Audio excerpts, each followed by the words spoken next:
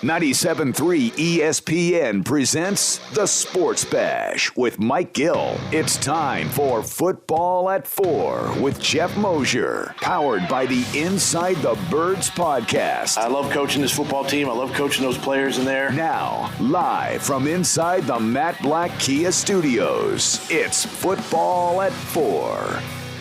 Football at 4 is powered by the Inside the Birds podcast, which dropped today. You can listen to that Mondays, Wednesdays, Fridays, 6 a.m. Geoff Mosher, Adam Kaplan give you Inside the Birds and Football at 4 right here on the Sports Bash. It's brought to you by PlaySugarHouse.com. Sign up now. They'll match your first deposit up to $250. Let's bring in Geoff Mosher on a day where the Eagles are back at practice and making some news. There's a lot to get into. Geoff, welcome back, pal. How are you? Oh, it's always great to be back, Mike. Thanks for having me on. Yeah, man. I know that the Eagles back against the Giants. You know, this is a fingertip catch away by Evan Ingram from really being a lot different game. I mean, if New York holds on to win that game, they're essentially in first place, possibly, and the Eagles are chasing from behind. They get that win. They beat Dallas. They've now got a chance to win 3 in a row here. And so it's a big game for both these teams here. Let's start with the Eagles and their health, because practice today saw some new faces back. Yeah, a lot of new faces, Mike. I mean, some important ones too. Miles Sanders, Lane Johnson, Alshon Jeffrey. Who else am I missing? I think the cornerback, Craig James, is also back, so that's always good because they were thin there. Was Isaac back? Oh, and Isaac Seumalo. Yeah, very good one. So the band is getting back together. Now, the question is, will they stay? He was activated, on Monday. That's kind of been a good sign for most people coming back from the IR. You saw last game before the bye week, guys like Jalen Reagor and a few others were activated in the 21-day window and played. Are we good? Yeah, Goddard.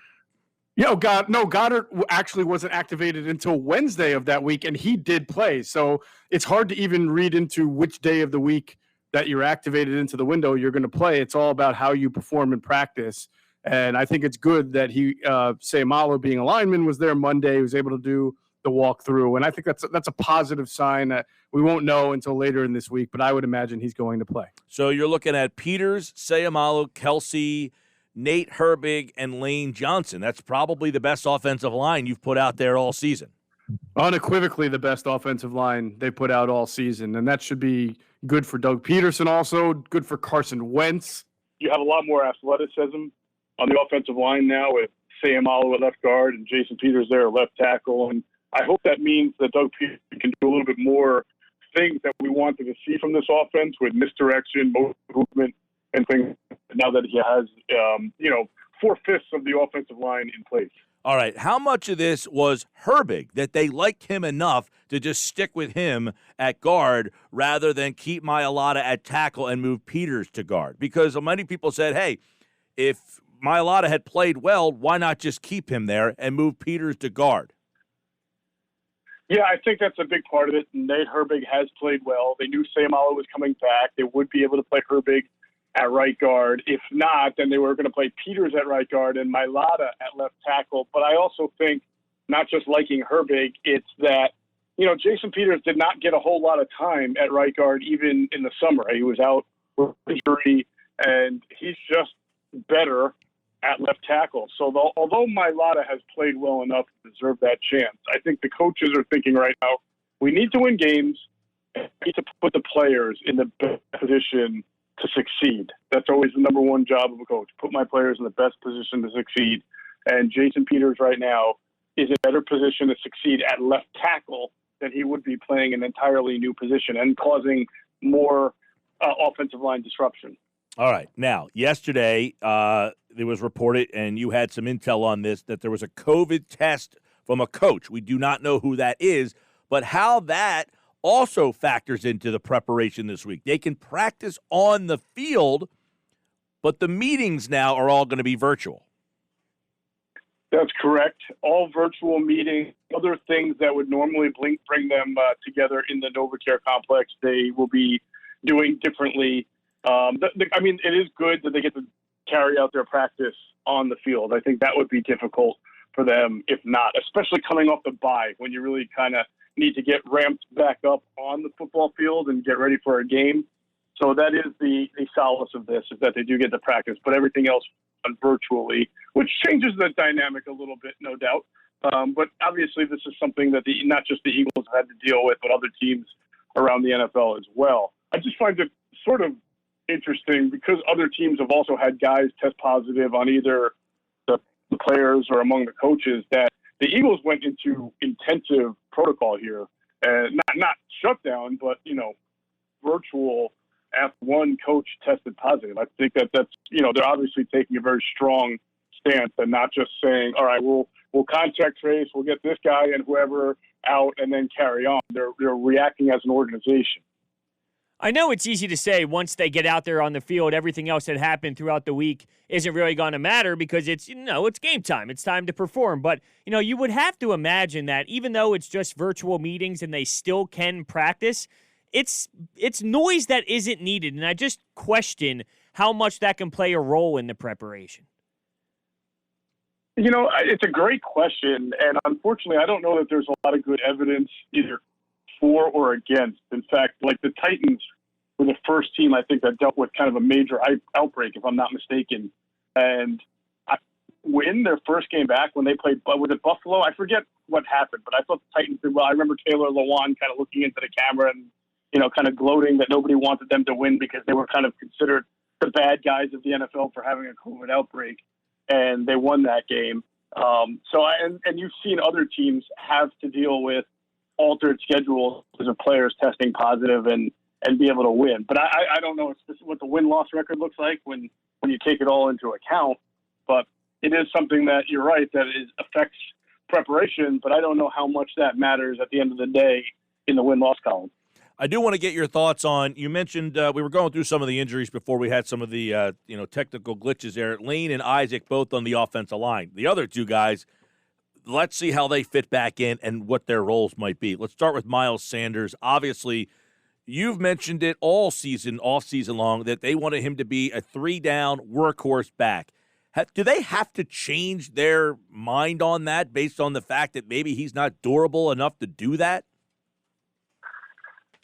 Yeah, that's a fair question. I don't know that they can make that determination right now. He is by far their best running back, and maybe if they had a little bit of a deeper running back core, they would be prone to taking some reps away from him. But I don't know that they're going to view this injury as anything more than just, coincidence or the life of an NFL running back and make any kind of adjustments. But I do think, though, Mike, that it's fair to say that Boston Scott just didn't seem to be, producing a whole lot as the number 2 when Miles was healthy. But he certainly was able to do more when he was the number 1 guy against New York and Dallas. And I feel like Doug does need to figure out a way to make sure that this doesn't just go back to Miles Sanders gets a lot of the reps, and then when you do put Boston Scott in the game, you don't get as much. They've got to figure out a way to keep Boston Scott involved in the game plan so that he's not sitting for a whole long period of time, therefore not as productive when he does touch the ball, because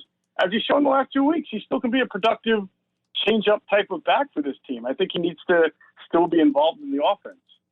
Yeah, it seems like it's weird. I was having this conversation earlier that Doug, it's almost like he has plays that he wants to call, and he's like, you know what, when I want to call this play in this spot, but I don't have this guy, and he makes that play work. So it's almost like he scales back his playbook so much, and that when everybody's at full disposal, though, he can't utilize those players in the same role that he did when the other guy wasn't there. Like the situation just doesn't come up to get Boston Scott in the same role because Miles Sanders is there. So I feel like he has trouble when he has almost too many weapons. Yeah, I think that there's some of that involved. I also think that for most of the first 8 games here, the offense has not been in a good rhythm and flow, and they've been behind the sticks a lot, either because of penalties or because of turnovers.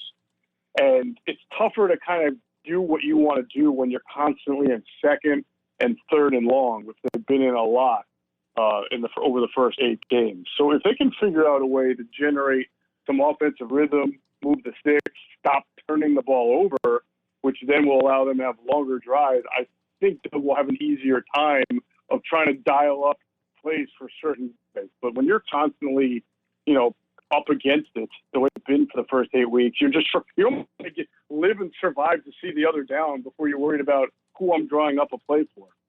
Do you think that it's possible Alshon Jeffrey could help that? And how do you think Alshon will be used when he is back and helping out this team? I don't know. I question what kind of value he can bring to you at this point other than a backup X receiver. I don't think anybody wants to see Travis Fulgham taken out off the field. Now, Fulgham has also played the slot and has also played D, so you can theoretically have them on the same time, but then you're going to take Greg Ward off or Jalen Reagor off the field. And what are we talking about, 10 to 12 snaps maybe to start?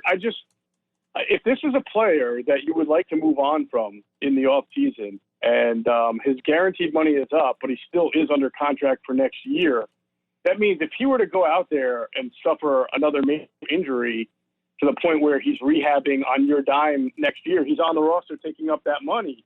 And I don't know me personally, I don't know if it's worth that kind of risk just to throw him out there for 8 to 10 reps. And I don't know from Alshon Jeffrey's standpoint if it makes sense for him to risk getting hurt again when he's probably going to be a free agent in this offseason. You would think Alshon would like to go in to free agency with a healthy slate, especially knowing that free agency may not be as fortuitous as it has been in the past because of the back salary cap. So there's a big part of me that wonders why it's even good on both ends for Alshon Jeffrey to even play. Well, here's a question that I would throw into the pot then. I have a hard time, and I agree with you. At this point, I don't see what kind of role he has. But to me, Doug has not shown a propensity to turn his back on his veterans. When he had a chance to say, hey, Jason Peters, sorry, we got a younger guy. No, Jason Peters gets his job back. He seemingly always goes back to his guys. Mm-hmm. And yeah. And I agree with you. I don't know what he does with Fulgham. I don't see him pulling Fulgham off the field, but it's almost like I got to figure out a way to get Jeffrey, and I can't see him taking Reagor off the field. I don't know that Ward gets – I don't know where it works, but it's almost like I can't see any of the scenarios actually playing out. Like I can't see him just sitting Alshon where he's inactive on game day, and then if he is active, he's just standing on the sideline for waiting to get 5 It's just a weird situation. Yeah, I think some of this is also going to be dependent on how Alshon feels about it, right? Is he eager to get back out there and get some playing under his belt, or is he concerned himself about potentially getting injured again and not being able to get what he wants in the free agent market if he winds up being released in the offseason? So I think it's a big question surrounding both Alshon and the team. If you're trying to get usage out of him, I suppose the red zone, Mike, would be the best place where you just use the big body and physical. You don't mind pulling Greg Ward, per se, off the field there and getting your 2 or 3 more physical receivers there. And then when Zach Ertz comes back, maybe it's just Alshon, Reagor, and the 2 tight ends that give you a nice little red zone look right there with big bodies. But other than that, I don't think we're going to be talking about Alshon the way we talked about him in the past. We're probably going to be talking about him as just a spare in the offense, if that. Are you expecting way more out of Dallas Goedert in the passing game this week? Because not last week, the week before. Can I just ask you one question before you go? I want to go back to Jeffrey real fast. Do the Eagles benefit by playing him and then maybe try to trade him in the offseason if he plays well? There's another wrinkle. Yeah. Again, that's the kind of the risk reward. Can we play him and wind up trading him? I think a lot of teams are going to call the Eagles bluff on that. You see that happen all the time and say, we know you're getting rid of this guy in the offseason. We're not going to give you a 6th or a 5th if I know in 2 weeks into March he's going to be available in free agency. But I suppose there's always a small chance. So maybe they can showcase him just enough, a couple of catches a game, just to put on tape and say, hey, he's a healthy Alshon. What do you want to give me for it? I suppose. But again, you also run the risk. What if the guy's been hurt a lot? And if he suffers another major injury and he can't play next year, then he's rehabbing on your dime, on your salary cap. Yeah, it seems like that's definitely more of a high-risk, low-reward type situation. But going to Dallas Goedert, a couple of weeks ago when he came back, he wasn't as impactful as I thought he would be in the passing game. Do you anticipate that changing this week? I would certainly think so. I believe, he was part of the – they did a lot of downhill running against Dallas, going under center even, which you don't usually see a lot of from the Eagles offense. But they had a lot of downhill-style runs, and Dallas was used because he's good at it as an inline blocker.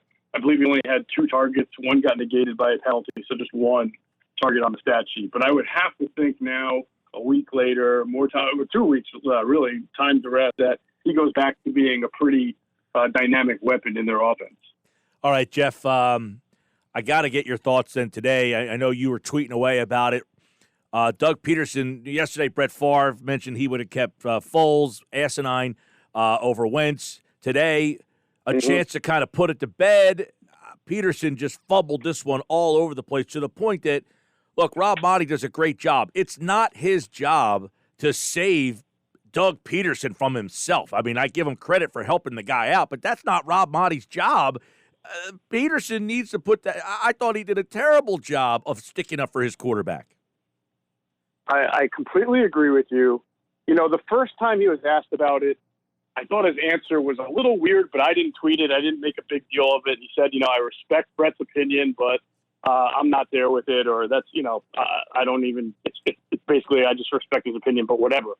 And I thought, well, respecting an opinion that is kind of inflammatory towards your quarterback was a weird phrasing of what we've known Doug to kind of not always, win the press conference. So that was kind of strange. I think 99 out of 100 times a coach is going to say, Brett's entitled to his opinion, but we went with Carson because Carson's our guy. I mean, Doug didn't take the more conventional route that most head coaches would take.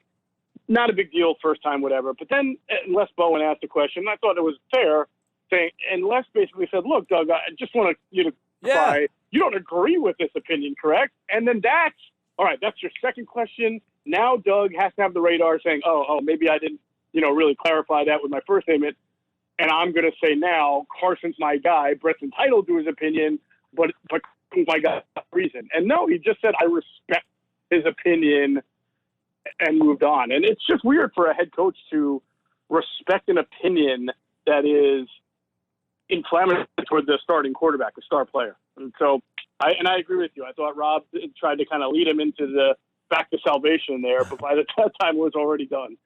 The damage was done. Well, Les tried to walk him into salvation, and he didn't take it. I mean, Les was like, you don't actually agree with Favre, do you? And he's like, I respect Favre. I mean, I was like, oh, man, really? Yeah.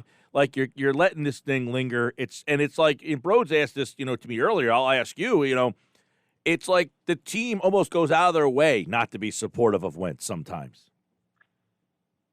Yeah, and this is where I struggle with is Doug just not trying to throw Brett Favre under the bus because they're friends, they're former teammates. I'm sure they talk, but when you do that, if you're trying to play both sides of the fence, which is something I can see Doug doing because he doesn't want to be confrontational, you really leave open to interpretation for fans to think, well, we know you're friends with Brett Favre. What are you saying to him behind closed doors? You know what I'm saying? Like that's what it at least leaves open to interpretation because know that and Doug are close. So I thought it was really important. It should have been important for Doug to just slam the door on it with stronger verbiage. Definitely. The first or second time.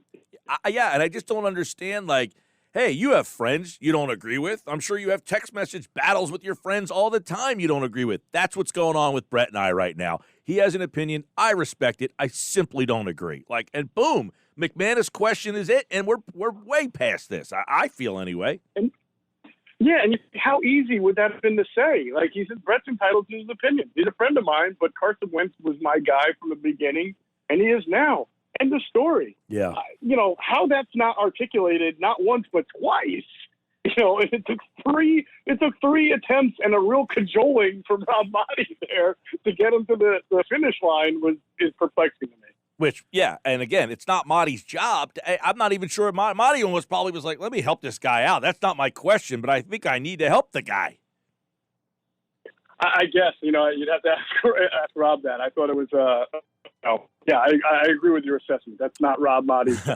All right, Geoff Mosher's back on Friday. We'll break down this game. We'll get his thoughts on it. You remember last time the Eagles and Giants played, he felt he liked the Giants in that game. The Eagles came out. They won it. They've won 8 straight times. On Friday, we'll see what Jeff's feeling about this game. Don't forget, the Inside the Birds podcast drops Friday morning at 6 a.m., and you can get the latest one from today right now at InsideTheBirds.com or wherever you listen to podcasts. Geoff Mosher, at Geoff Mosher NFL. He, like all guests, appeared via the Boardwalk Honda hotline. All right, Mosher. Thanks, pal. You got it, guys. Thank you. All right, he'll be back on Friday. Adam Kaplan tomorrow. We always get great insight and info from Adam Kaplan. Good stuff from Jeff right there.